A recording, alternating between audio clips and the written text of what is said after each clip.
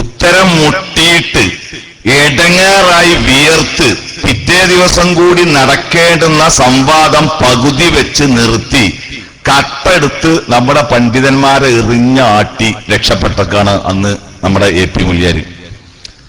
ഇപ്പൊ മൂല്യന്മാരിപ്പൊ അങ്ങനെ ഈ കൊട്ടപ്പുറത്തിന് അയവിറക്കുന്നുണ്ട്. ചുങ്കത്തറടുത്ത് നമ്മളൊരു പരിപാടി 2.5 പ്രസംഗം നടത്തുന്നുണ്ട്.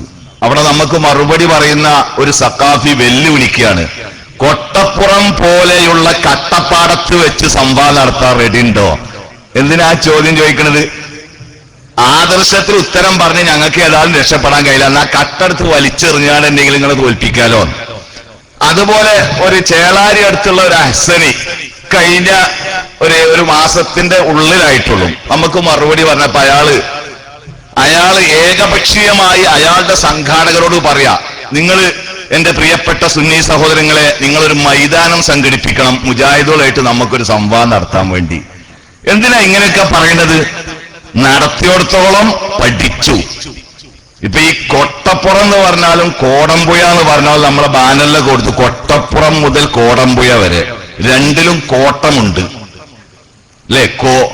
വേറൊരു കോട്ടം പറ്റിയതാണല്ലോ കൊണ്ടോട്ടിയിൽ ഇതിലേറെ അപ്പുറയുന്നു. ഒരു മുസ്ലിയാര് നദിവി മൂല്യാര് വയറ്റുന്നോക്ക് പിടിച്ചുകാണ്ട് നിർത്തിവെച്ചു.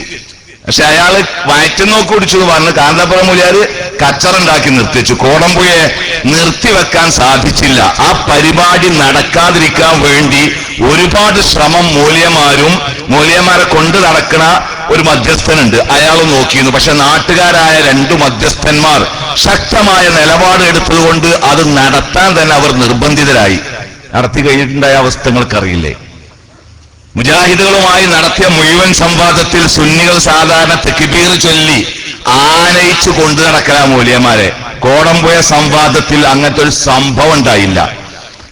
ഇതിൽ പരാജയം സംഭവിച്ച മുസ്ലിംമാര് ഇപ്പോ നമ്മളൊരു പരിപാടി വെച്ചാൽ ഉടൻ വെല്ലുവിളിയാ, തുടങ്ങിയാ വരും. ഇപ്പൊ ഞാനൊക്കെ എവിടെയെങ്കിലും പരിപാടിക്ക് പോയിട്ടുണ്ടെങ്കിൽ ഇങ്ങനെ നോക്കും, ഒരു പകുതിയായ അങ്ങനെ തിരിഞ്ഞു മറിഞ്ഞു നോക്കും. ആരെങ്കിലും ഉണ്ടാവും 2-3 SSFന്റെ ആൾക്കാർ ഓടിക്കിതച്ച് വരിക, സംവാദത്തിനുണ്ടോ.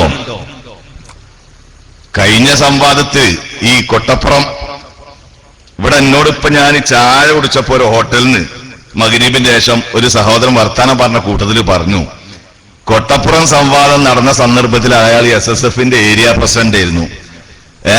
ഇന്ന് പടച്ചോന്റെ തൗഫീഖ് കൊണ്ട് മുജാഹിദ് പ്രസ്ഥാനത്തിൽ ഇത് കേൾക്കാൻ വന്നു. ഇപ്പൊ നമ്മളെ അബ്ദുൽ ഹമീദ് എന്നെ വിളിച്ചപ്പോ എന്റെ ഒരു ആമുഖം പറഞ്ഞു. സത്യത്തിൽ ഈ കൊട്ടപ്പുറം സംവാദം നടന്നുകൊണ്ടിരുന്ന സന്ദർഭത്തിലൊക്കെ APLർക്ക് സിന്ദാബാദ് വെച്ച് കൂട്ടത്തിൽപ്പെട്ട മനുഷ്യനെ ഞാനും. കണ്ണൂർ ജില്ലയിൽ ഓതിയപ്പോ അവിടെ ഒരു ഏരിയയുടെ SSFന്റെ പ്രസിഡന്റായി പ്രവർത്തിച്ചത്. ആ സന്ദർഭത്തിലാണ് ഇവിടെ സംവാദം നടത്തിയത്. അള്ളാഹുവിന്റെ ഓരോ തീരുമാനം നോക്കൂ നിങ്ങൾ.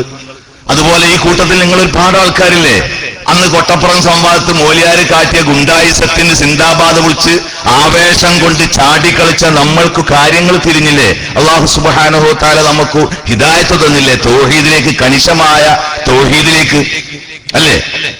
ഇവിടെ ഇങ്ങനെ നമ്മൾ സംവാദം മുഖേനയും മുഖാമുഖത്തിലും ഗണ്ഡന മണ്ഡല പ്രസംഗങ്ങളിലും കൃത്യമായ തൗഹീദ് പറയുമ്പോൾ അതിനു മറുപടി പറയാൻ കഴിയാത്ത മുസ്ലിംമാര് ഇപ്പൊ കണ്ടുപിടിച്ച് നടക്കുന്ന ഒരു വിദ്യയാണ്. ചില പുസ്തകങ്ങളിൽ, അറബി പുസ്തകങ്ങളിൽ നിന്ന് ഏതെങ്കിലും ചില സംഭവങ്ങൾ, കഥകൾ എടുത്തു ധരിച്ചുകൊണ്ട് അത് പർവ്വതീകരിച്ച് ഖുർആനെതിരെ, ഖുർആൻ കൊണ്ട് തെളിവ് പറയുമ്പം അതിനെതിരെ കഥാപുസ്തകത്തിൽ നിന്ന് കഥ പറയുക. നോക്കൂ നിങ്ങൾ, ദയനീയമായൊരു സംഭവം ഇപ്പോ ഒരു മാസമല്ല ഗൾഫ് രാജ്യത്ത് സംഭവിച്ചു.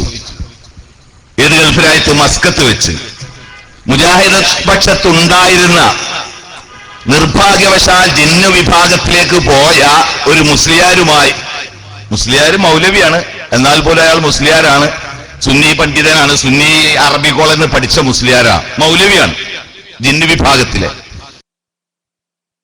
അവിടെ തന്നെ ചില കാര്യങ്ങൾക്ക് എനിക്ക് മറുപടി പറയാൻ അപ്പ കഴിഞ്ഞില്ല, ഞാൻ അത്ര വലിയ പണ്ഡിതനൊന്നും അല്ലല്ലോ എന്നു പറഞ്ഞ് സുന്നികളുമായുള്ള സംവാദത്തിനു ശേഷം അദ്ദേഹം സ്വന്തമായി ചില വിവരണങ്ങൾ നൽകിക്കൊണ്ട് പിന്നെ CD ഇറക്കി. പാവം, എന്താ സംഭവിച്ചത് എനിക്കറിയോ? അദ്ദേഹത്തിനെ വിഷമിപ്പിച്ചൊരു കാര്യം എന്താ അറിയോ? അദ്ദേഹം ഖുർആൻ ഓതി തൗഹീദ് സ്ഥാപിച്ചപ്പോൾ മറുപടിയായിട്ട് സുന്നി പക്ഷത്തുള്ള ഒരു മുസ്ലിയാര്, ആ മുസ്ലിയാരെയാണ് നമ്മൾ കോടമ്പുഴന്ന് പാഠം പഠിപ്പിച്ചു വിട്ടത്. ബഹുമാന്യനായ അബ്ദുൽ ലത്തീഫ് കരിമ്പുലാക്കൽ മൗലവിയുടെ ആറ്റിക്കുറിക്കിയ പിടിച്ചൊതുക്കിയ ചോദ്യങ്ങൾക്ക് മുമ്പ് എടങ്ങാറായി പോയ, ഒരു സിന്ദാബാദും കിട്ടാതെ ഒരു തക്ബീറും ഇല്ലാതെ മ്ലാനവദനായി ഇറങ്ങിപ്പോയ ഒരു മുസ്ലിയാരുണ്ടല്ലോ, നേതാവ് മുസ്ലിയാര്. മുസ്ലിയാർ മുജാഹിദ് പണ്ഡിതൻ എന്ന് അവകാശപ്പെട്ടിരുന്ന മൗലവിയുടെ മുമ്പിൽ വിജയശ്രീലാളിതനായത് ഒരു കഥ പറഞ്ഞുകൊണ്ടാണ്. എന്തുകൊണ്ട് അങ്ങനത്തെ ഒരു അവസ്ഥ വരുന്നത്? നമ്മൾ വാദപ്രതിവാദത്തിന് സംവാദത്തിന് അവിടെ ഇന്ന കാര്യങ്ങൾ നിങ്ങളൊക്കെ കേൾക്കാറില്ലേ? ഇവിടെ പ്രകടിപ്പിക്കേണ്ട അവതരിപ്പിക്കേണ്ട തെളിവുകൾ പരിശുദ്ധ ഖുർആനായിരിക്കണം, പിന്നെ അള്ളാഹുവിന്റെ റസൂലിന്റെ സഹിയായ ഹദീസായിരിക്കണം, മൂന്നാമത് ഖിയാസായിരിക്കണം, മൂന്നാമത് ഇജ്മാ, നാലാമത് ഖിയാസ്. അങ്ങോട്ടും ഇങ്ങോട്ടും രണ്ടും, ഈ ഇജ്മാവും ഖിയാസും ഖുർആനും സുന്നത്തിലും ഒതുങ്ങിയതാണ്. അപ്പൊ മെയിനായിട്ട് ഖുർആന് സുന്നത്ത് ഇതായിരിക്കണം പ്രമാണങ്ങൾ, തെളിവ് എന്ന് പറഞ്ഞ് ഒപ്പുവെക്കുന്ന മുസ്ലിയാന്മാർ, ഖുർആനിൽ നിന്ന് അവർക്ക് തെളിവ് പറയാൻ കിട്ടില്ല. ആ കാര്യം ബോധ്യമാണ്, അവർക്കും ബോധ്യമാണ്, നാട്ടുകാർക്ക് എല്ലാവർക്കും ബോധ്യ. അല്ലെങ്കിൽ ഇങ്ങനെ അല്ലാത്ത മറ്റുള്ളവരെ വിളിക്കാനും തേടാനും അവരുടെ പ്രാർത്ഥനയും ആരാധനയും കൊടുക്കാനും അള്ള തെളിവ് പറയില്ലല്ലോ. ഇല്ല, സുന്നികൾ എന്നെ സമ്മതിക്കുന്ന കാര്യല്ലേ. ഇന്ന സ്വലാത്തി വനുസുക്കി വമഹ്യായ വമമാതി ലില്ലാഹി റബ്ബിൽ ആലമീൻ. ഞങ്ങളുടെ നിസ്കാരം, ഞങ്ങളുടെ ഇതര എല്ലാ ആരാധനകളും ലില്ലാഹി റബ്ബിൽ ആലമീൻ, ലോകരക്ഷിതാവായ തമ്പുരാനെ നിനക്കു മാത്രാണ് എന്ന് സുന്നികൾ പോലും സമ്മതിക്കാറുണ്ട്. അതാണ് ഇസ്ലാമിന്റെ തത്വം, മൗലിക സിദ്ധാന്തം. ഇതിനെതിരിൽ അല്ലാഹു ഖുർആനിലായത്ത് പറയില്ലല്ലോ. അപ്പൊ പിന്നെ മൗലിയമാർക്ക് ഖുർആനിൽ തെളിവ് കിട്ടില്ല. രണ്ടാമത് സ്വഹിയായ ഹദീസ്. ഈ സ്വഹിയായ ഹദീസിൽ നിന്ന് അല്ലാത്തവർക്ക് ആരാധനകൾ കൊടുക്കാൻ തെളിവ് കിട്ടുമോ? കിട്ടില്ല. ഇജ്മാ ഖിയാസ് രണ്ടിൽ ഒതുങ്ങിയിട്ടാ വരുന്നത്. പിന്നെന്താ അവർക്കുള്ള രക്ഷ? അവർക്ക് പിന്നെ വാറോലകൾ നോക്കുക. ആ കൂട്ടത്തിൽ പിന്നെ ഇപ്പൊ ഈ ലാസ്റ്റ് മസ്കറ്റ് നടന്ന സംഭവത്തിൽ രണ്ടും ഒരു സൈസ് ഖുറാഫാത്തിന്റെ ആൾക്കാരാണ് നടത്തിയത് കേട്ടോ. ഒന്ന് പഴയ സുന്നി ഖുറാഫാത്തിന്റെ ആൾക്കാർ, രണ്ടാമത്തെ മറുഭാഗം പുതിയ ഖുറാഫാത്തിന്റെ ആൾക്കാർ. അത്രേ ഉള്ളൂ വ്യത്യാസം. ഇതിലൊരു മുസ്ലിയാർ പിടിച്ചു നിന്നത് ഒരു ഒരു ഒരു ഒരു വ്യക്തിയുടെ കാര്യം മാത്രം പറഞ്ഞുകൊണ്ടാണ്. ഞാൻ അതിലേക്ക് വരുന്നതിന് മുമ്പ് നമ്മൾ ഒരു കാര്യം മനസ്സിലാക്കേണ്ടത്, ഇസ്ലാമിന് ചില ഉസൂലുകളുണ്ട്, നിദാനശാസ്ത്രം. ഇമാം ഷാഫിക്ക് നിദാനശാസ്ത്രമുണ്ട്, ഉസൂലുണ്ട്. അത് സുന്നികൾക്കും ബാധകാണ്, നമുക്കും ബാധകാണ്, മുസ്ലിം ഉമ്മത്തിനൊക്കെ ബാധകാണ്. സത്യത്തിൽ ഈ ഉസൂലിൽ നിന്ന്, അടിസ്ഥാന ശാസ്ത്രത്തിൽ നിന്ന് കാര്യങ്ങൾ ചർച്ച ചെയ്താൽ എവൻ ഏത് വാറോല കൊണ്ടുവന്നാലും അതങ്ങണ്ട് വലിച്ചെറിയാൻ അയാൾ നിർബന്ധിതരാകും. ഇമാം ഷാഫി തന്റെ റിസാലയിൽ വളരെ കൃത്യമായി വിവരിച്ചിട്ടുണ്ട്. നിർഭാഗ്യത്തിന് മൗലിയാമാര് കൈകൊണ്ട് തൊടാത്തൊരു സാധനമാണ് ആ റിസാലാർന. ഇമാം ഷാഫിന്റെ ആൾക്കാരാണ് ഞങ്ങൾ എന്നൊക്കെ വലിയ വീമ്പ് പറയും. എന്നാൽ ഇമാം ഷാഫിയുടെ ഉസൂൽ വിവരിക്കുന്ന അരിസാല കാര്യമായിട്ട് എവിടെയും ചർച്ച ചെയ്യപ്പെടുന്നില്ല. പള്ളി ദർസിൽ വിഷയമായിട്ട് പഠിപ്പിക്കപ്പെടുന്ന ആ മേഖലയിൽ ഉസൂലിന്റെ വിഷയത്തിൽ ജമ്മുഅമീറിന ഷാബദ് വേറൊരു പണ്ഡിതന്റെ കിതാബ. അങ്ങനെയാണ് ഇമാം ഷാഫി റഹ്മത്തുള്ളാഹി വളരെ കൃത്യമായി പറഞ്ഞു. എന്താ പറഞ്ഞത്? നമ്മൾ സാധാരണ പറഞ്ഞ കാര്യങ്ങൾ ആദ്യം പറഞ്ഞ അദ്ദേഹം. എങ്ങനെ? ആ ഒരു കാര്യത്തിൽ ഭിന്നത ഉണ്ടായിട്ടുണ്ടെങ്കിൽ അതിനെ അള്ളാഹുലേക്കും റസൂലിലേക്കും മടക്കണം എന്നുള്ളത്. ഇത് ഖുർആന്റെ നിയമമാണല്ലോ. നമ്മളെല്ലാവരും പറയും വമൻ തനാസ മിമ്മൻ ബഅദ റസൂലില്ലാഹ്, അള്ളാഹുവിന്റെ റസൂലിന് ശേഷം ഒരാൾ ഭിന്നിച്ചാൽ റദ്ദൽ അംറു ഇലാ ഖളാഇല്ലാഹി തആല, അള്ളാഹുവിന്റെ വിധിയിലേക്ക് ആ കാര്യങ്ങളെ മടക്കണം. ഇത് നോക്കൂ, ഒരു അസ്ലാണ്.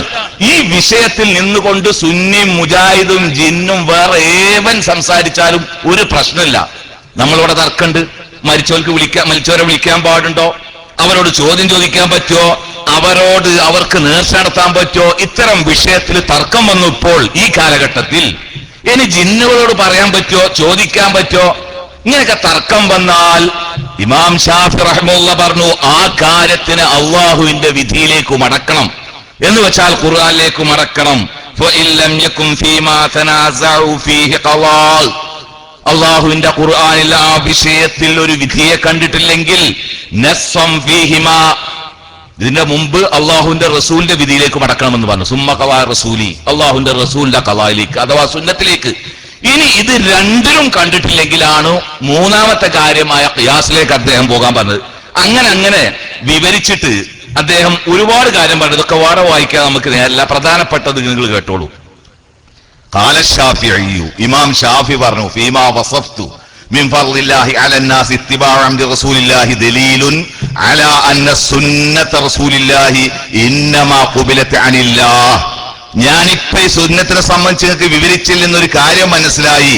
അള്ളാഹുവിന്റെ റസൂലിന്റെ സുന്നത്ത് അത് അള്ളാഹുവിൽ നിന്നാണ് റസൂൽ സ്വീകരിക്കപ്പെട്ടത്.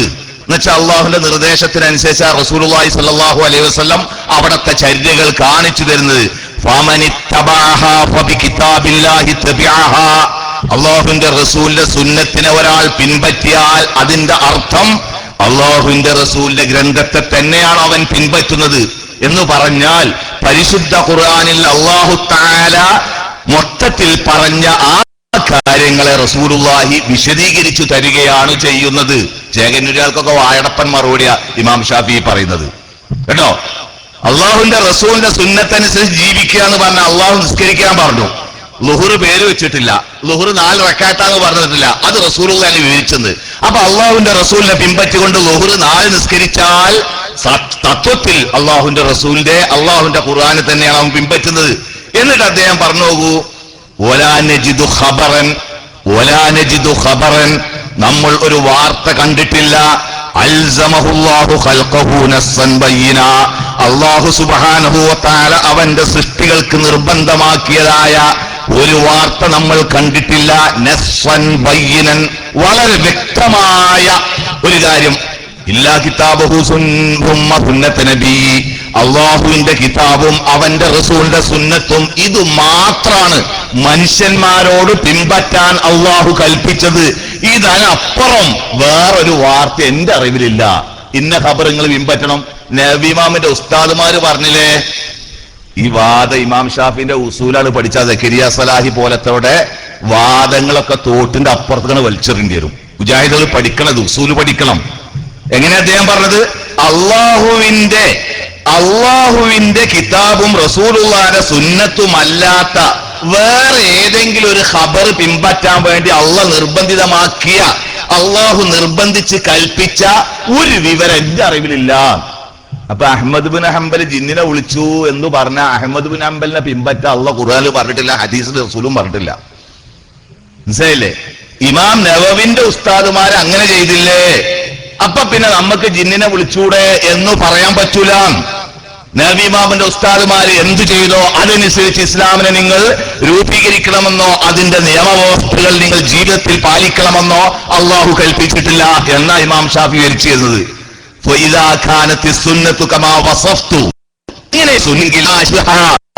അതിനു മറ്റു തുല്യമായി ഒന്നുമില്ല. മിൻ ഖൗലി ഖൽഖിൻ മിൻ ഖൽഖില്ലാ അള്ളാഹുവിന്റെ സൃഷ്ടികളിൽ നിന്നുള്ള ഒരു സൃഷ്ടിയുടെ വാക്കിനും തുല്യമാകൂല. ഒരു സൃഷ്ടിയുടെ വാക്കും സുന്നത്തിന് തുല്യമാകൂല. അള്ളാഹുവിന്റെ റസൂൽ ഒരു കാര്യം തീരുമാനിച്ചാൽ പിന്നെ അഹ്മദ് ബിൻ ഹംബലിനെ പറയാൻ പറ്റൂല, ഷാഫി ഇമാം അങ്ങനെ ചെയ്തു എന്ന് പറയാൻ പറ്റൂല, അല്ലെങ്കിൽ മറ്റേ ഇമാം ഇങ്ങനെ ചെയ്തു എന്ന് പറയാൻ പറ്റൂല. ഇതാ ഇമാം ഷാഫി പഠിപ്പിച്ചിരുന്നത്. നോക്കൂ, നിങ്ങൾ ഉസൂലിന് വഴിതെറ്റിപ്പോയി നമ്മളാൾക്കാര്. മറ്റേ ആൾക്കാർ മുമ്പേ വഴിതെറ്റിപ്പോയി. നമ്മളെ സുന്നി സഹോദരങ്ങൾ ഇമാം ഷാഫിയുടെ ഉസൂലിൽ നിന്ന് പിൻപറ്റിപ്പോയി. എന്നിട്ടോ മരിച്ചവരോട് തേടാൻ ഏതെങ്കിലും ഇമാമുമാരുടെ കള്ളവാദങ്ങൾ, ഇമാമുമാരുടെ പേരിൽ നിർമ്മിക്കപ്പെട്ട കള്ളവാദങ്ങൾ സുന്നികൾക്ക്, അതുപോലെ ജിന്നുകളോട് വല്ലതും പറയാൻ നിർബന്ധമായ ഒരു അവസ്ഥയിലേക്ക് പിടിച്ചു നിൽക്കാൻ വേണ്ടി കൊണ്ടുവരുന്നതോ ഇമാം അഹ്മദ് ബിൻ ഹംബലിനെ ഇമാം നവവി അതൊന്നും പറ്റൂല എന്നാ ഇമാം ഷാഫി പറഞ്ഞത്. കണ്ടോ, ലാ ശിബ്ഹ ലഹാ മിൻ ഖൗലി ഖൽഖിൻ മിൻ ഖൽഖില്ലാ അള്ളാഹുവിന്റെ സൃഷ്ടികളിൽ നിന്ന് ഒരു സൃഷ്ടിയുടെ വാക്കും അള്ളാഹുവിന്റെ റസൂലിന്റെ സുന്നത്തിന് സമമാവുന്നതല്ല. ലം യജുദ് അൻ യൻസുഹാ ഇല്ലാ മിസ്ലുഹാ നബി സല്ലല്ലാഹു അലൈഹി വസല്ലം ഒരു ഹദീസ് പറഞ്ഞാൽ അതുപോലെയുള്ള മറ്റൊരു ഹദീസ് കൊണ്ടേ അതിനെ ദുർബലപ്പെടുത്താൻ പറ്റുകയുള്ളൂ. എത്ര കൃത്യമായിട്ട് അദ്ദേഹം പറഞ്ഞത്. വലാ മിസ്ലഹാ ഗൈറു സുന്നത്തി റസൂലില്ലാ അള്ളാഹുവിന്റെ റസൂലിനെ സുന്നത്തിന് തുല്യമായിട്ട് വേറെ ഒന്നുമില്ല താനും. വേറെ ആരുടെയെങ്കിലും വാക്ക് തുല്യമാകുമോ? അബൂബക്കർ സിദ്ദീഖിന്റെ വാക്ക് തുല്യമാകുമോ അള്ളാഹുവിന്റെ റസൂലിന്റെ സുന്നത്തിന് പകരമായിട്ട്? ഉമർ ഇബ്നുൽ ഖത്താബ് ഒരു കാര്യം പറഞ്ഞാൽ റസൂലുള്ളാഹിന്റെ വാക്കിനെ നസ്ഖ് ചെയ്യാൻ പറ്റുമോ? അതുകൊണ്ട് പറ്റൂല. ഇനി ഉമർ ഇബ്നുൽ ഖത്താബും അലിയും അബു ഉസ്മാനും ഒക്കെ പറഞ്ഞു അള്ളാഹുവിന്റെ റസൂലിന്റെ ഒരു സുന്നത്തിനെതിരായിട്ട്. അത് തെളിവാക്കാൻ പറ്റുമോ? പറ്റില്ല. എത്ര കൃത്യത പറഞ്ഞ അദ്ദേഹം, لأن الله لم يجعل لآدمي بعده ما جعل له بل فرض على خلقه اتباعه അല്ലാഹു സുബ്ഹാനഹു വ തആല അല്ലാഹുവിന്റെ റസൂലിന് നൽകിയത് ഒരൊറ്റ മനുഷ്യനും നൽകിയിട്ടില്ല. ഈ ഒരു മൗലിക വിശ്വാസം എന്റെ സഹോദരങ്ങളെ നമ്മൾ മനസ്സിലാക്കിയാൽ, ഏതെങ്കിലും ഒരു വാറോല കള്ളക്കഥ കൊടുന്നാ ചോദിക്കുക, ഇത് ഖുർആൻ എതിരാണോ, അത് ഇന്ന ഇമാമിന്റെ ആണെങ്കിൽ വലിച്ചെറിയേണ്ടി വരും. ഇത് റസൂലുള്ളാഹിന്റെ സുന്നത്തിനെതിരാണോ, വലിച്ചെറിയേണ്ടി വരും. അവിടെ പിന്നെ വ്യക്തികളെ പർവ്വതീകരിച്ചുകൊണ്ട് ഖുർആനും സുന്നത്തിനെതിരെ ഇന്ന ഇമാം ഇങ്ങനെ ചെയ്തില്ലേ എന്ന് ചോദിക്കാൻ പറ്റൂല. ഇപ്പൊ നമ്മളെ സുന്നി സഹോദരങ്ങൾ പറയുന്നുണ്ട്, നബവി ഇമാം ശിർക്കിനെ പ്രോത്സാഹിപ്പിച്ച മഹാനാണോ, അദ്ദേഹം ഇങ്ങനെ പറഞ്ഞിട്ടില്ലേ, ഖബറിനെ ചെല്ലുമ മുസ്തശ്ഫിഅൻ ബി റസൂലില്ലാ, അല്ലാഹുവിന്റെ റസൂലിനോട് ശുപാർശ തേടുന്നവനായിട്ടെന്ന് പറഞ്ഞിട്ടില്ലേ. ഇമാം നബവി ശിർക്കിനെ പ്രോത്സാഹിപ്പിച്ച പണ്ഡിതനാണോ എന്ന് ഇങ്ങോട്ട് ചോദിക്കുമ്പം അതിന് ഖുർആനിലോ സുന്നത്തിനോ തെളിവുണ്ടെങ്കിൽ അത് മാത്രമേ പിടിക്കേണ്ട ബാധ്യത നമുക്കുള്ളൂ. ഇനി പുതിയ നമ്മളിൽ നിന്ന് വൈപിയച്ച് പോയ നമ്മുടെ സഹോദരങ്ങൾ പറയുക, അല്ല നിങ്ങൾ ജിന്നിനോട് പറയാൻ പറ്റൂല എന്ന് പറയുന്നുണ്ട്. അപ്പൊ നബവി ഇമാമിന്റെ ഉസ്താദുമാർ ഇങ്ങനെ ചെയ്തല്ലോ. നബവി ഇമാമിന്റെ ഉസ്താദുമാര് ദീനിൽ ഹുജ്ജത്തല്ല, തെളിവല്ലവരാരും. എത്ര വലിയ മഹാനാണെങ്കിലും ഏറ്റവും വലിയ മഹാൻ അല്ലാഹുവിന്റെ റസൂല്. അപ്പൊ ഇങ്ങനെയാണ് ഈ ഉസൂലിൽ നിന്ന് വഴിമാറിപ്പോയിട്ട് ഇപ്പൊ മസ്കറ്റിൽ സംഭവിച്ചത് എന്താ എനിക്കറിയോ? മൗലവിക്ക് തെളിവ് പറയാൻ കഴിഞ്ഞില്ല മൗലവിയോട്. അവസാനം അയാൾ കൊണ്ടുവന്ന ഒരു തെളിവാണ് ഇമാം മുൻകദിർ, മുഹമ്മദ് ബിനുൽ മുൻകദിർ. അദ്ദേഹം റസൂലുള്ളാഹിനെ പിടിച്ച് റസൂലുള്ളാഹിന്റെ ഖബറിങ്ങിൽ പോയിട്ട് ചുംബിച്ചു, റസൂലുള്ളാഹിനെ കൊണ്ട് ഇസ്തിഗാസ നടത്തി. നിങ്ങൾ കേട്ടോടി, ആ CD കിട്ടുകയാണെങ്കിൽ കേട്ടോളൂ, കേൾക്കേണ്ടതാണ്. നമുക്കും ചില കാര്യങ്ങളൊക്കെ മനസ്സിലാക്കാണ്ട്. എങ്ങനെയാ ഒരു മൗലവിനെ അവർ പ്രശ്നത്തിലാക്കിയത്?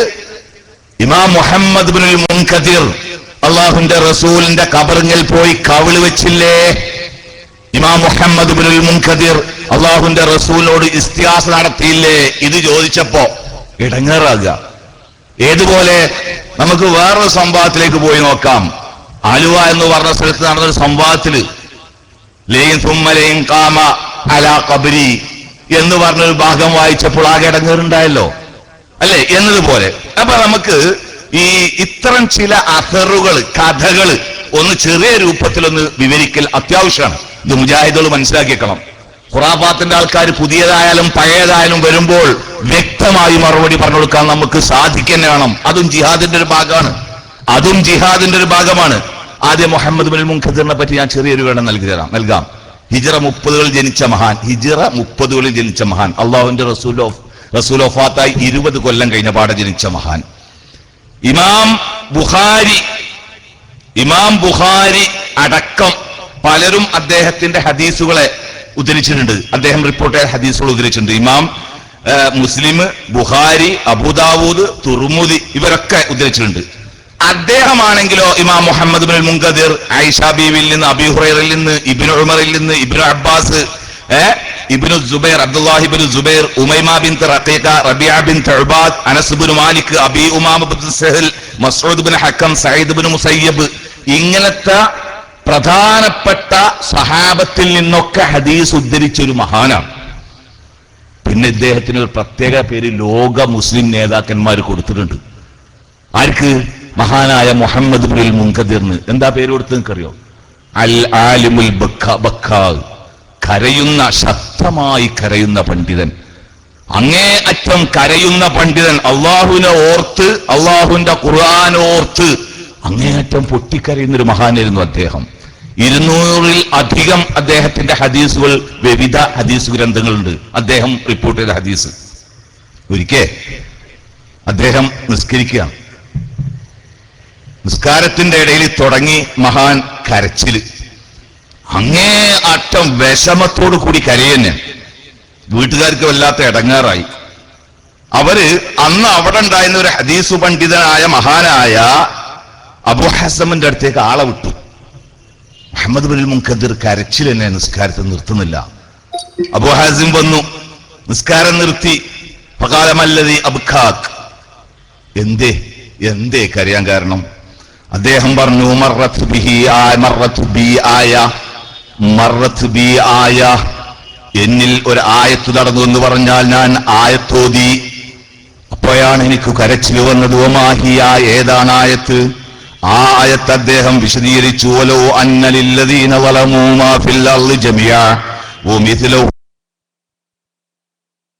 മഅലഹും സൂഅദ യൗമൽ ഖിയാമ വബദാ ലഹും മിനല്ലാഹി മാ ലം യകൂനൂ യഹ്തസിബൂൻ. സൂറത്ത് സുമറിലെ 47-ാമത്തെ ആയത്ത്. ഇതാണ് ഓതിയപ്പോഴാണ് സുമറിലെ 47-ാമത്തെ ആയത്ത് ഓതിയപ്പോഴാണ് അദ്ദേഹത്തിന് കരച്ചിൽ സഹിക്കവയ്യാ, നിർത്താൻ കഴിയാതെ കരച്ചിൽ തുടങ്ങി. ഈ സംഭവം അബൂ ഹാസമിനോട് പറഞ്ഞപ്പോ അദ്ദേഹം കരച്ചിൽ തുടങ്ങി. പിന്നെ രണ്ടുപേരും ശക്തമായി കരഞ്ഞു എന്ന് ചരിത്രത്തിൽ കാണുന്നു. ഇനിയിപ്പോ കൂട്ടത്തിൽ നമ്മൾ നോക്കുക, നമ്മളും കരയേണ്ടൊക്കെ ആയത്ത് അതിന്റെ ആശയമൊക്കെ ശരിക്കും മനസ്സിൽ കണ്ട് ഇറങ്ങിയാല് അക്രമികളായ ആൾക്കാർക്ക് ഭൂമിയിലും അതിലുള്ളത് അതുപോലെ അത്രയൂടിയും ഉണ്ടാകുകയാണെങ്കിൽ അവരുടെ അടുത്ത് ആ കഠിന ശിക്ഷയിൽ നിന്ന് രക്ഷപ്പെടാൻ വേണ്ടി അവരതൊക്കെ ദാനം നൽകുമായിരുന്നു. ദണ്ഡം നൽകുക എന്ന് പറയും, പകരമായി നൽകുമായിരുന്നു. പരലോകത്ത് ചെല്ലുമ്പോഴേ അവിടുത്തെ ശിക്ഷയിൽ നിന്ന് രക്ഷപ്പെടാൻ വേണ്ടി ഒരാളുടെ കയ്യിൽ ഭൂമി നിറയെ മുഴുവൻ കൊണ്ടൻ രക്ഷ പ്രാപിക്കാൻ ശ്രമിക്കുമായിരുന്നു.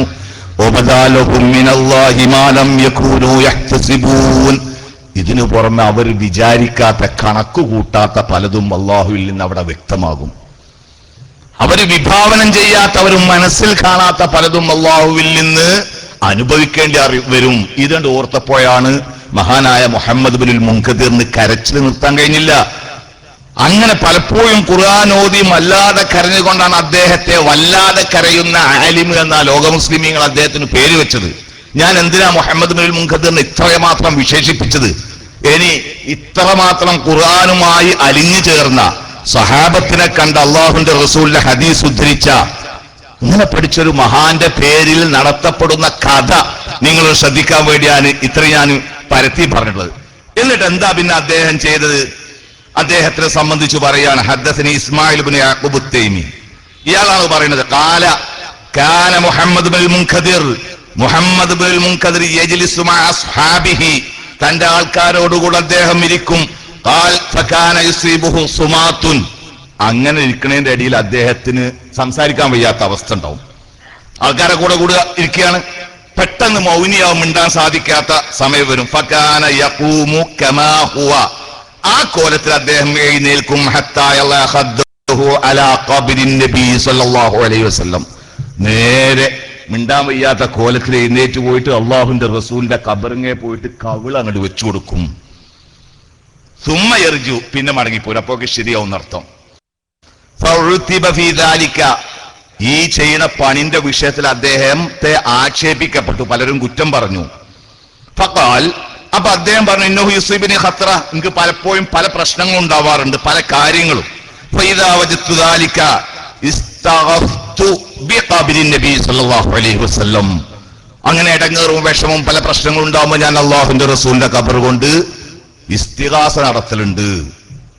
എന്നിട്ട് അദ്ദേഹം ഫജ്റിന്റെ ടൈമിൽ, അത്തായ ടൈമിൽ പോയിട്ട് പള്ളിയിൽ ഒരു പ്രത്യേക സ്ഥലത്ത് പോയിരിക്കും. എന്താ, അവിടെ വെച്ച് റസൂലുള്ളാഹിനെ സ്വപ്നത്തിൽ അദ്ദേഹം കാണാറുണ്ടായിരുന്നു. ഇതാണ് ഈ സംഭവത്തിൽ പറയുന്നത്. ഇത് ഉദ്ധരിക്കപ്പെട്ട കിതാബ് താരിഖ് ദിമശ്ക് ഇബ്നു അസാക്കിറിന്റെ. ഈ ഒരു കഥ പറഞ്ഞുകൊണ്ടാണ് തൗഹീദ് പ്രസ്ഥാനത്തിന് വേണ്ടി ശക്തമായി നിലനിൽക്കുന്ന, അതിനു വേണ്ടി വാദിക്കേണ്ട ചില ആലിമിങ്ങളെ സുന്നി മൂല്യന്മാർ ഉത്തരം മുട്ടിക്കുന്നെങ്കിൽ ഇതിന്റെ സത്യാവസ്ഥയും ഇതിന്റെ സിഹത്ത്, ഇതിന്റെ ബാത്തിൽ, ഇതൊക്കെ നമ്മൾ മനസ്സിലാക്കണ്ടേ? ഞാൻ പറഞ്ഞു, ഈ കഥ ഉദ്ധരിച്ചത് താരിഖ് ദിമശ്കിൽ ഇബ്നു അസാക്കിർ. ഇനി ആരാ ഈ കഥ പറയുന്നത്? മുഹമ്മദ് ബിനുൽ മുൻകദിർ ഇങ്ങനെ ചെയ്തു എന്നുള്ളത് ആരാ പറയുന്നത്? ഇസ്മായിൽ ഇബ്നു യാഖൂബ് അത്തൈമി. ആദ്യത്തെ ഉസൂലിന്റെ വിഷയം ഞാൻ പറഞ്ഞു, ഇവിടേക്ക് കണക്കാക്കുക നമ്മൾ. അള്ളാഹു ഖുർആനിൽ റസൂലുള്ളാഹിനെ വിളിച്ചു തോടാൻ പറ്റൂ പറഞ്ഞ് ോട് ഖുൽ ഇന്നമാ അദൂ റബ്ബി വലാ ഉശ്രികു ബിഹി അഹദാ, നബിയെ പറഞ്ഞു കൊടുക്കണം, ഞാൻ എന്റെ റബ്ബിനോട് മാത്രമേ നേടുള്ളൂ, അവരോട് വേറെ കൂട്ടൂല. ഇത് പറഞ്ഞു കൊടുക്കുന്ന നബിയെന്ന ആ ആയത്ത് ഇന്ന് ഖുർആനിലില്ലേ? ഇല്ലേ? ആ ആയത്ത് ഇന്നും നമ്മൾ ഓതിക്കൊണ്ടിരിക്കുന്ന മുജാഹിദുകൾക്ക് മാത്രമല്ല ആയത്തുള്ള സുന്നികൾ ഓതുന്നുണ്ട്. എന്താ ഓതണത്? നബിയെ പറഞ്ഞു കൊടുക്കുക, ഞാൻ എന്റെ റബ്ബിനോട് മാത്രമേ തേടുകയുള്ളൂ, വേറെ ആരോടും ഞാൻ തേടുകയില്ല. ഇത് പറഞ്ഞെടുക്ക് നബി എന്ന. അതിന്റെ അർത്ഥം എന്താ? നബി തേടുന്നത് അള്ളാഹുവിനോട്. നബിന്റെ മുമ്പുള്ള അമ്പിയാക്കന്മാർ തേടിയത് അള്ളാഹുവിനോട്, സഹാബത്ത് തേടിയത് അള്ളാഹുവിനോട്. അപ്പൊ ഇസ്ലാമിന്റെ അടിസ്ഥാന നിയമമായ ഖുർആൻ നബിനോട് തന്നെ പറയേണ്ട അള്ളാഹിനോടെ തേടേണ്ടിടും. അതിനെതിരിൽ മുഹമ്മദ് ഇബ്നുൽ മുൻകദിർ എന്ന് പറഞ്ഞ പണ്ഡിതൻ ചെയ്തു എന്ന് തെളിവിന്റെ അടിസ്ഥാനത്തിൽ ബോധ്യമായാൽ പോലും ഇത് ഹുജ്ജത്താകൂല. കാരണം ഖുർആന് വിരുദ്ധാണ്. അതാ ഇമാം ഷാഫി പറഞ്ഞത്, ആർക്കെങ്കിലും ഒരു വിഷയത്തിൽ ഭിന്നത വന്ന കാര്യം അള്ളാഹുവിന്റെ വിധിയിലേക്കാണ് മടക്കണം. അതിന് നമ്മുടെ സുന്നി പണ്ഡിതന്മാർ തയ്യാറാവുക തന്നെ വേണം. നമുക്ക് ചോദിക്കാനുള്ളതാ, കൊട്ടപ്പുറത്ത് നിന്ന് നമുക്ക് ചോദിക്കാനുള്ളത് വർഷങ്ങൾക്ക് മുമ്പ് നമ്മുടെ കഴിഞ്ഞു പോയ അല്ല, നമുക്ക് നേതൃത്വം നൽകിയ ഇവിടെ സദസ്സിൽ വന്ന പണ്ഡിതന്മാർ ഈ ആശയം പറഞ്ഞു കൊടുത്തിട്ടുണ്ട് അല്ലേ? അതിന്റെ ഇടയിൽ വന്ന നമ്മുടെ നേതാക്കന്മാർ സമൂഹത്തിന് ഈ കാര്യം പറഞ്ഞു കൊടുത്തിട്ടുണ്ട്. നമ്മളെ പോലൊക്കെ സാധാ പ്രവർത്തകർ തന്നെ സുന്നിയോട് പറയണത്. നമുക്ക് സ്നേഹത്തിന്റെ ഭാഷയിൽ എന്റെ വാക്കുകൾ കേൾക്കുന്ന മുതഅല്ലിമീങ്ങളോടും മുഅല്ലിമീങ്ങളോടും മുദരിസുമാരോടും പറയാനുള്ളതാ, ഇമാം ഷാഫി പറഞ്ഞതുപോലെ അല്ല, അല്ലാഹു ഖുർആനിൽ പറഞ്ഞതുപോലെ നമ്മൾ തമ്മിൽ ഭിന്നതയുള്ള വിഷയമുണ്ടെങ്കിൽ അത് റദ്ദൽ അംറു ഇലാ ഖളാഇല്ലാഹി തആല, അല്ലാഹുവിന്റെ വിധിയിലേക്ക് ആ കാര്യത്തെ മടക്കണം. അപ്പൊ മരിച്ചവരോട് തേടാൻ പറ്റും പറ്റൂല, ഇതാണല്ലോ മുജാഹിദും സുന്നിയും തർക്കമുള്ളത്. ആ തർക്കം തീർക്കാൻ വേണ്ടി ഇമാം ഷാഫി പറഞ്ഞു അള്ളാഹുവിന്റെ കിതാബിലേക്ക് മടക്കുക. അള്ളാഹുവിന്റെ കിതാബിൽ 6000 ചില്ലറ ആയത്ത് തല കുത്തി മറിഞ്ഞു നോക്കിയാലും റസൂലുള്ളാഹിനോടോ ബദ്രീങ്ങളോടോ മമ്പർത്ത തങ്ങൾ ബാപ്പാനോടോ ഇങ്ങനത്തെ മരിച്ചുപോയ ഒരാളോടും തേടാൻ പറ്റൂല. തേടാൻ പറ്റുമെന്ന് തെളിവിട്ടൂല, പറ്റൂല എന്നുള്ള ആയത്ത് ധാരാളം ഉണ്ട് താൻ. അപ്പൊ അവിടെ നമുക്ക് തീരുമാനമായിക്കൂടെ? എന്നിട്ട് മുഹമ്മദ് ഇബ്നുൽ മുൻകദിറിന്റെ ഈ കഥ സത്യമായാൽ പോലും ഇത് ഹുജ്ജത്താക്കാൻ പറ്റൂല. അള്ളാഹ് പറഞ്ഞതിനെതിരെ മുഹമ്മദ് ഇബ്നുൽ മുൻകദിറിനെ നമുക്ക് സ്വീകരിക്കാൻ പറ്റുമോ? അള്ളാഹുവിന്റെ റസൂൽ 23 കൊല്ലക്കാലം ജീവിച്ചു തന്ന ആ ചര്യക്ക് പകരമായി മുഹമ്മദ് ഇബ്നുൽ മുൻകദിർ എന്ന് പറഞ്ഞ ഒരു പണ്ഡിതനെ നമുക്ക് തെളിവായി പറയാൻ പറ്റുമോ? ലോകത്ത് വന്ന 1.25 ലക്ഷം അമ്പിയാക്കന്മാർ അവര് പഠിപ്പിച്ച ആദർശത്തിന് വിരുദ്ധമായി മുഹമ്മദ് ഇബ്നുൽ മുൻകദിർ എന്ന് പറഞ്ഞ് പണിതു എന്ന് തെളിഞ്ഞാൽ പോലും അത് ഹുജ്ജത്താകില്ല. ഇമാം ഷാഫി തന്നെ ആ കാര്യം പറഞ്ഞു അല്ലെ? ഇനി ഈ കഥന്റെ നിജസ്ഥിതി പറയാം. ആരാ ഇസ്മായിൽ ഇബ്നു യാഖൂബ് എന്ന് പറഞ്ഞ ഹദീസിന്റെ വിഷയത്തിൽ മഹാപണ്ഡിതനാണ്. അദ്ദേഹം പറഞ്ഞു, സമിഅ്തു അബി യഖൂൽ, എന്റെ വാപ്പ പറയുന്നത് കേട്ടിട്ടുണ്ട്, ഈ ഇസ്മായിൽ ഇബ്നു യാഖൂബ് തേമി അതായത് മുഹമ്മദ് ഇബ്നുൽ മുൻകദിർ ഇങ്ങനെ ചെയ്യാറുണ്ടായിരുന്നു എന്ന് പറഞ്ഞ കഥ ലോകത്തോട് ആദ്യം പറഞ്ഞ ഇസ്മായിൽ യാഖൂബ് തൈമി അദ്ദേഹം ദുർബലനാണ്. ഈ വിഷയം എവിടെ കിട്ടും? അൽ ജുർഹ് വത്തഅദീൽ, അബൂ ഹാത്തിമിന്റെ അൽ ജുർഹ്, കിതാബുൽ ജുർഹ് വത്തഅദീൽ, ജറഹ് വത്തഅദീൽ എന്ന കിതാബിൽ 2ാം ഭാഗം 204 നോക്കിയാൽ അറിയും. അവിടെ പറഞ്ഞു. അപ്പോ ദുർബലനായ ഒരാൾ ഉദ്ധരിച്ച ഒരു കള്ളക്കഥ. ഇനി ഇമാം ദഹബി അദ്ദേഹത്തെ വിമർശിച്ചു. എവിടെ? അൽ മുഗ്നി ഫിൽ ദുഅഫാ, ഇമാം ദഹബിന്റെ കിതാബാണ്. ഇമാം ദഹബി എന്നൊക്കെ പറയുമ്പോൾ സാധാരണക്കാർക്ക് അവിടെ എത്തിയിട്ടുണ്ടാവില്ല. ഉസൂൽ ഹദീസിന്റെ വിഷയമാണ്. ഹദീസിന്റെ വിഷയത്തിൽ ഇമാം ദഹബിന്റെ വാക്കിലൊക്കെ ഭയങ്കര നെലിംവലിയുള്ളതാണ്. അപ്പൊ ഇമാം ദഹബി വിമർശിച്ച ഒരാളാണ് ഇസ്മായിൽ. അയാളാണ് പറയുന്നത് എന്ത്? മുഹമ്മദ് ഇബ്നുൽ മുൻകദിർ ഇങ്ങനെ ചെയ്യാറുണ്ടായിരുന്നു. നമുക്ക് വിശ്വസിക്കാൻ പറ്റുമോ? അംഗീകരിക്കാൻ പറ്റൂല. അപ്പൊ ഉസ്താദുമാര്, മൗലിയമാര്, അഹ്സനിമാര്, സഖാഫിമാര് അവർക്ക് ഖുർആൻ അല്ല തെളിവ്, ഹദീസ് അല്ല തെളിവ്, ഇത്തരം കള്ളക്കഥകളാണ്. എന്തുകൊണ്ടാ സാധുക്കൾക്ക് അങ്ങനത്തെ ഒരു അവസ്ഥ വന്നത്? എന്തുകൊണ്ടാ?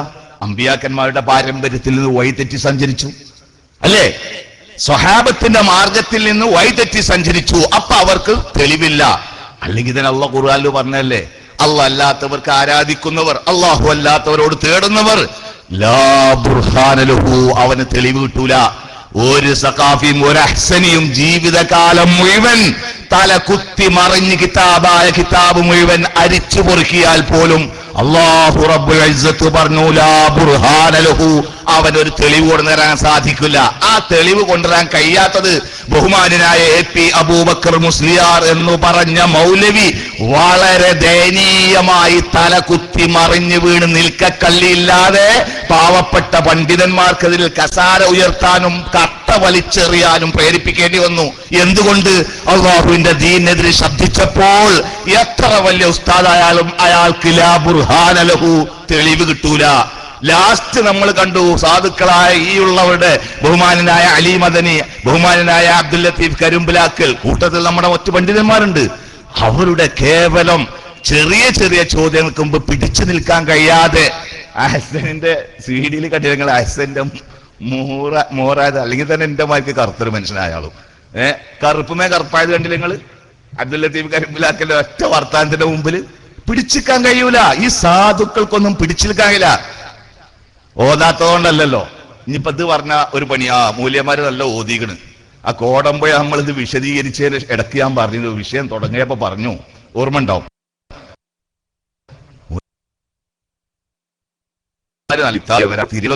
പക്ഷെ തിരുവാടിന്റെ കോല എങ്ങനെയാണ് കാരണം അവിടെ മൂല്യമാരോട് വിളിച്ചു, മൂല്യന്മാര് കട്ട് ചെയ്തു.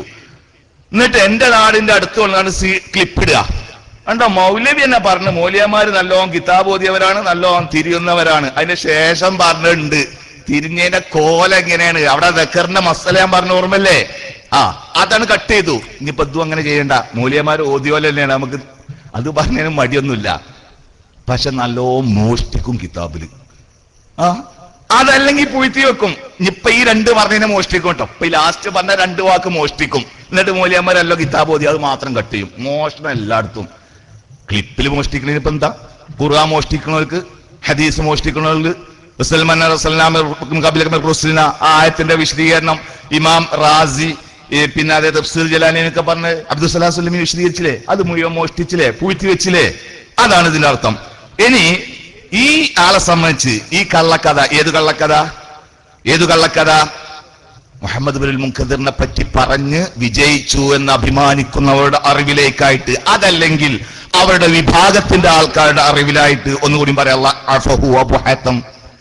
അദ്ദേഹം ദുർബലനാണ് എന്ന് ഇന്ന പണ്ഡിതൻ പറഞ്ഞു. ഒലഹു ഹികായത്തുൻ മുൻകിറത്തുൻ സാഖഹൽ ഖതീബ്. ഇതുപോലത്തെ കുറെ മഹാമോശം കള്ളക്കഥ അദ്ദേഹത്തിന് പറഞ്ഞ പണിയാണ്. അങ്ങനത്തെ ഒരാൾ പറഞ്ഞ കള്ളക്കഥയാണ്. അതന്നെ മുഹമ്മദ് ബിൻ മുൻകദിറിനെ പോലെയുള്ള മഹാന്മാരിൽ നിന്ന് ഇത്തരം തോന്നിയാസം ഉണ്ടാവാൻ പാടില്ല. കാരണം ഖുർആൻ പഠിച്ചത് മനസ്സിലേക്ക് ഇറങ്ങിയിട്ട് നിസ്കാരത്തിന്റെ ഇടക്ക് കരയുന്ന മനുഷ്യൻ പണ്ഡിതൻ, സഹാബത്തിൽ നിന്ന് ഹദീസ് അയാളിൽ താല്പര്യ മുടിക്കച്ചവടം ചെയ്യണമെന്നുള്ള പൂതില്ല. മുടിക്കച്ചവടം മാത്രം മുതൽ മുടക്കായി കണ്ടുകൊണ്ട് കോടികളുടെ നോളേജ് ഉണ്ടാക്കണമെന്ന താല്പര്യമില്ലാത്ത മഹാൻ അല്ലേ? പൊടിക്കച്ചവടം ഇല്ലല്ലോ മുഹമ്മദ് ബിൻ മുൻകദിറിനെ പോലെയുള്ള മഹാന്മാർക്ക്. പുള്ളിമീന്റെ കച്ചവടം ഇല്ലല്ലോ. ഇപ്പൊ കണ്ടില്ല നിങ്ങൾ, പുതിയ മീൻ ഇറങ്ങിയല്ലോ കാന്തപുരത്തിന്റെ അടുത്ത്, വരിയും കുറിയില്ല മീൻ. അത് കണ്ടിട്ടില്ലല്ലേ? കാണിച്ചു തരാം, ക്ലിപ്പിലെ പരിപാടി കാണിച്ചു തരാം. മുടി തൽക്കാലപ്പം ഉണ്ടാൻ വയ്യാത്ത കോലത്തിലായി, പൊടി വേണ്ട മാരിക്കണ്ട ആകണില്ല. ഇനി പുള്ളിമീനാ, വരയൻ മീന്. ഉസ്താദ് തന്നെ ചോദിക്കേണ്ടതിന്റെ പേരെന്താ? ആരലാണ്. ആരലിനെ കൊടുത്ത അഞ്ഞിപ്പോ കച്ചവട ബിസിനസിന്റെ സാധ്യതകൾ പഠിച്ചുകൊണ്ടിരിക്കണം. ഇനി വരും ഇപ്പവും കൊണ്ടുകൊണ്ട്, എന്നാലും കൗമ അല്ലാഹു അക്ബർ ചെല്ലും. നബിനെന്തും കൊണ്ടുവന്നൂടെ? അതാണ് അല്ലാഹു അക്ബർ. അതെ. അപ്പൊ മുഹമ്മദ് ബിൻ മുൻകദിറിനെ പോലെയുള്ള മഹാന്മാർക്ക് താല്പര്യങ്ങളില്ല, ഭൗതിക നേട്ടങ്ങളോ നോട്ടങ്ങളോ നോക്കാനില്ല. അതുകൊണ്ട് തന്നെ അവർ പേച്ചവാദത്തിന്റെ ആൾക്കാരാകില്ല. ഇത് ലോകത്തോട് പറഞ്ഞ ഇസ്മായിൽ ഇബ്നു യാക്കൂബ് തൈമിയാണ്, അദ്ദേഹത്തിനാണ് അബദ്ധം പറ്റിയത് എന്ന് ലോകത്തുള്ള മഹാന്മാരെ മുഹദ്ദിസുകൾ. ഞാൻ കൂടുതൽ വിവരിക്കുന്നില്ല. മീസാൻ ഇഅ്തിദാൽ പോലത്തെ കിതാബിലൊക്കെ ഈ ആശയം പറഞ്ഞിട്ട്, ലിസാനുൽ മീസാൻ ഇബ്നു ഹജറിന്റെ അതിലൊക്കെ ഈ വിഷയം കാണാവുന്നതാണ്. പിന്നെ ഇതുപോലെ പറഞ്ഞപ്പോ പുതിയ രംഗത്ത് കൊണ്ടുവന്ന ഒരു കള്ളക്കഥയാണ് ഏതെന്നോ പലയിടത്തുനിന്നും കേട്ടൊക്കെ നിങ്ങള്. ഉമർ റളിയല്ലാഹു അൻഹു ഒരു പെങ്കെട്ടാലോചന നടത്തി. ഉമർ ഇബ്നുൽ ഖത്താബ് ആരെ അബൂബക്കർ സിദ്ദീഖിന്റെ മോളെ. കഥ ഞാൻ ചെറുതാക്കിയാണ് പറഞ്ഞുതരാം. ഒരു കള്ളക്കഥയാണ്. അബൂബക്കർ സിദ്ദീഖ് ഒരു കല്യാണം കഴിച്ചിരുന്നു, ആയിഷാ ബീവിന്റെ ഉമ്മല്ലാത്ത വേറെ ഒരു സ്ത്രീയെ. അപ്പൊ അവര് അബൂബക്കർ സിദ്ദീഖ് റളിയല്ലാഹു അൻഹു മരിക്കുന്ന ടൈമിൽ ആ മഹദിയിൽ ഗർഭിണിയായും കൊണ്ട്, ആ മഹദി ഗർഭിണിയായും കൊണ്ടാണ് മഹാനായ അബൂബക്കർ സിദ്ദീഖ് ഈ ലോകത്തോട് വിട പറഞ്ഞത്. മരിക്കുന്നതിന് മുമ്പ് അദ്ദേഹം ഒരു സൂചന നൽകിയിരുന്നു. ഈ ഗർഭത്തിലുള്ള ഈ കുഞ്ഞ് പെൺകുട്ടിയായിരിക്കുമെന്ന് അദ്ദേഹം ഒരു ഊഹം പറഞ്ഞിരുന്നു. പറഞ്ഞതുപോലെ തന്നെ അദ്ദേഹത്തിന്റെ വഫാത്തിന് ശേഷം ആ മഹദി പ്രസവിച്ചു. ആയിഷ ബീവിയെ പിന്നെ കുഞ്ഞിനെ വളർത്തിയെ നോക്കിയതും. ഇനി ഇവിടെ ഒരു ചരിത്രത്തിൽ ഒരു ഡേറ്റ് നിങ്ങൾ ഓർക്കണം. എന്താ? അബൂബക്കർ സിദ്ദീഖ് വഫാത്ത് ആകുന്നത് ഹിജ്റ വർഷം 13ാമത്തെ കൊല്ലാണ്. ആ കൊല്ലം തന്നെയാണ് ഖലീഫ ഉമർ റളിയല്ലാഹു അൻഹു ഭരണം ഏറ്റെടുക്കുന്നതും. ഉമർ ഇബ്നുൽ ഖത്താബ് ഭരണം ഏറ്റെടുക്കുമ്പം ഈ കുഞ്ഞ് പിറക്കുന്നേ ഉള്ളൂ. ശരിക്കും ശ്രദ്ധിച്ചോളി. ഉമർ ഖത്താബ് എത്ര കൊല്ലാ ഭരണം നടത്തിയത് അറിയോലല്ലേ? ഞാൻ അഥവാ അറിഞ്ഞിട്ടില്ലെങ്കിൽ കുഴപ്പമൊന്നുമില്ല, എല്ലാ ചരിത്രവും ഇപ്പൊ എല്ലാവർക്കും ഓർമ്മ ഉണ്ടായിക്കൊള്ളുന്നില്ല. 10 കൊല്ലാണ് അദ്ദേഹം ഭരണം നടത്തിയത്. ഹിജ്റ 23ാം വർഷം അദ്ദേഹം വഫാത്തായി. അപ്പോ ഉമർ ഇബ്നുൽ ഖത്താബ് ഭരണം തുടങ്ങിയപ്പോ ജനിച്ച ഒരു കുഞ്ഞിനെ അദ്ദേഹം മരിക്കുന്നതിന് മുമ്പ് 10 കൊല്ലത്തിന്റെ ഇടയ്ക്ക് അദ്ദേഹം തന്നെ പോയി കല്യാണം ആലോചിച്ച. എന്താ ഉമർ റളിയല്ലാഹു അൻഹു ഡൽഹിയിലെ പീഡനത്തിലെ പ്രതിയെത്തിയ അദ്ദേഹം 8 വയസ്സ് 7 വയസ്സായ കുട്ടിനെ കല്യാണം ആലോചിക്കാൻ. അതാണ് ഈ കള്ളക്കഥയുള്ള മർമ്മം. ഇനി പറയുന്ന ആളവസ്ഥ നോക്കി നിങ്ങൾ. ഈ കള്ളക്കഥ പറയുന്ന ഒരാളുണ്ട്, ഇസ്മായില്. നമ്മളെ മോലിയമാരക്കാരുടെ അവസ്ഥ എന്തെങ്കിലും കേട്ട ദീനിന്റെ സദസ്സിൽ ഇതിന്റെ സത്യാവസ്ഥ നോക്കാതെ എന്റെ സഹോദരന്മാരെ, ഈ നാട്ടിലുള്ള ചെറിയ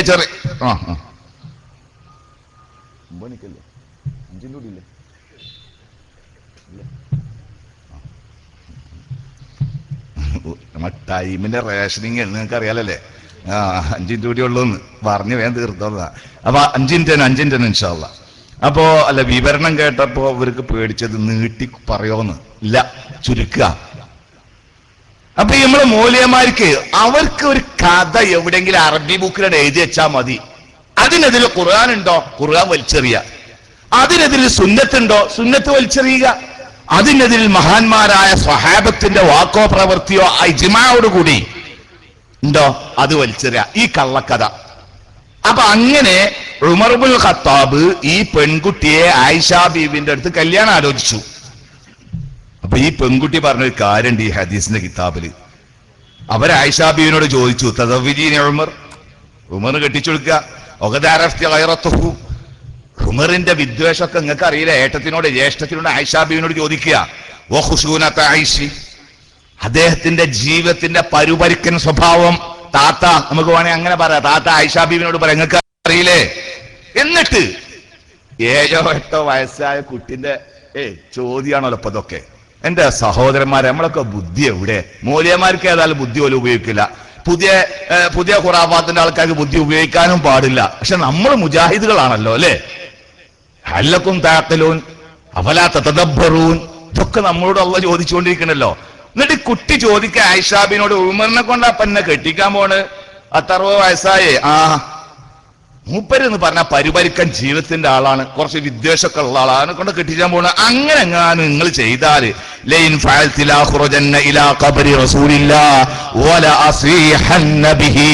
അള്ളാഹുന്റെ റസൂലിന്റെ ഖബറിന്റെ അടുത്തേക്ക് ഞാൻ ഇറങ്ങി പുറപ്പെട്ടു പോയിട്ട് അവിടെ വെച്ച് ഞാൻ അട്ടഹസിക്കും എന്ന് ആയിഷാബിനോട് ഈ കുട്ടി പറഞ്ഞു എന്നാ കഥ. കിട്ടിപ്പോയി മൂല്യമാർക്ക്. കണ്ടോ, ഈ കുട്ടി വരെ, അതും അബൂബക്കറിന്റെ മോൻ പോയി അട്ടാസിക്കുന്നു പറഞ്ഞില്ലേ, പിന്നെന്താ നമുക്ക് മരിച്ചവരോട് തേടിക്കൂടേന്നാ. എന്റെ മോലിയാരെ സക്കാഫിയെ അസനെ ഈ കഥയെ പറ്റുന്ന ആദ്യം നോക്ക്, ഇങ്ങനെ ഉണ്ടോ അല്ലേ എന്നുള്ളത്. ഈ കഥയുടെ വിഷയം അതുപോലെ തന്നെ ഇതിൽ ഈ കഥ പറഞ്ഞ് നോക്കേണ്ട ആൾക്കാർ ഇബ്നു അസാക്കിർ താരിഖ് ദിമഷ്കിലും ഇബ്നു അബ്ദുൽ ബർ ഇസ്തിയാബിലും പറഞ്ഞ കഥയാണിത്. ഈ കഥക്ക് ഒരുപാട് വൈരുദ്ധ്യമുണ്ട്. പല രൂപത്തിലും പല കോലത്തിലുമാണ് ഈ കഥ ഉദ്ധരിച്ച് ഇസ്മായിൽ ഇബ്നു ഖാലിദ് വിമർശനത്തിന് വിധേയനാണ് അദ്ദേഹം. ഇനി അദ്ദേഹത്തിന് മരിച്ച കഥ നോക്കിങ്ങൾ. അദ്ദേഹം 148 മരിക്കണം, ഹിജ്റ 148. എന്നുവെച്ചാൽ ഉമർ റളിയല്ലാഹു അൻഹു ഭരണം നടത്തുന്ന അക്കാലത്ത് തന്നെ മൂപ്പർക്ക് എത്ര ഉണ്ട് നിങ്ങൾ കണക്കൂട്ടിയാൽ. ഉമർ റളിയല്ലാഹു അൻഹു 23ാമത്തെ വയസ്സിൽ, ഹിജ്റ 23ാം വയസ്സിൽ അദ്ദേഹം വഫാത്തായി. ഈ ഇസ്മായിൽ വഫാത്താണ് ഹിജ്റ 148. ഹിജ്റ 148. ഉമർ റളിയല്ലാഹു അൻഹു വഫാത്താണ് ഹിജ്റ 23. അന്നത്തെ സംഭവമാണ് ഇസ്മായിൽ പിന്നെ പറയണത്. എത്രമാത്രം സത്യസന്ധമായിരിക്കും? അങ്ങനെ ഉമർ റളിയല്ലാഹു അൻഹുവിനെ അദ്ദേഹം കണ്ടിട്ടുണ്ടെങ്കിൽ ഇദ്ദേഹത്തിന്റെ വയസ്സ് എത്രയായിരിക്കും? ഒരു 100-150 വയസ്സായിരിക്കും ഇദ്ദേഹത്തിന്. നോക്കി നിങ്ങൾ, കഥയിൽ പിന്നെ ചോദ്യമല്ലല്ലോ, മൂല്യന്മാർക്ക് കഥ കിട്ടിയാൽ മതി. നിർത്തുകയാണ് സഹോദരന്മാരെ. ഇങ്ങനെയാണ്, ഇത്തരം കുറെ കള്ളക്കഥകളുണ്ട്. ബാക്കി സന്ദർഭോചിതമായിട്ട് പറയുക. ഒന്നാമതായിട്ട് അള്ളാഹു ഖുർആനിൽ പറഞ്ഞ മാതിരിക്ക് നിങ്ങൾക്കൊരു ഭിന്നത വന്നിട്ടുണ്ടെങ്കിൽ അത് നമ്മളെ പണ്ഡിതന്മാര് നമ്മൾ ഒക്കെ പഠിക്കുന്നതാണ്. അള്ളാഹുന്റെ കിതാബിലെ ഖുർആനിലേക്ക് മടങ്ങണം. അതുപോലെ പിന്നെ റസൂലുള്ളാഹിക്ക്, അത് ഇമാം ഷാഫിയുടെ ഉസൂലാണ്, ലോക മഹാന്മാരുടെ ഉസൂലാണ്. അതിനെതിരിൽ ഇത്തരം വാറോലകളും കള്ളക്കഥകളും കൊണ്ടുവന്നാൽ അവിടെ നമ്മൾ അതിൻ്റെതൊന്നും നോക്കേണ്ടല്ല, അത് മാറ്റിവെക്കുക. അള്ളാഹു സുബ്ഹാനഹു തആല ഹഖ് മനസ്സിലാക്കുക, അതിനെ ചെയ്യാനും എല്ലാവരെയും അനുഗ്രഹിക്കുമാറാവട്ടെ. വആഖിറു ദഅ്വാന അനിൽ ഹംദുലില്ലാഹി റബ്ബിൽ ആലമീൻ. അസ്സലാമു അലൈക്കും വറഹ്മത്തുള്ളാഹി. സംവാദങ്ങൾ തൗഹീദിലേക്ക് ആയിരങ്ങൾക്ക് കടന്നു വരാൻ കാരണമാവുന്നു എന്ന് സ്വന്തം അനുഭവം കൊണ്ട് സമർപ്പിച്ച നസാഫിന് കൃതജ്ഞത രേഖപ്പെടുത്തുന്നു. ചിന്താമണ്ഡലത്തെ തൊട്ടുണർത്തുന്ന ചോദ്യങ്ങളും കൃത്യമായ ഉത്തരങ്ങളും വർഷങ്ങൾക്ക് ശേഷവും മനസ്സുകളിൽ അസ്വസ്ഥത സൃഷ്ടിക്കും. ഈ അസ്വസ്ഥത മാറ്റാൻ നേരിന്റെ പാതയിലേക്ക് കടന്നു വരികയായിരിക്കും ഫലം. പഠിക്കാൻ തയ്യാറാവുക പ്രിയമുള്ളവരെ. ഇനി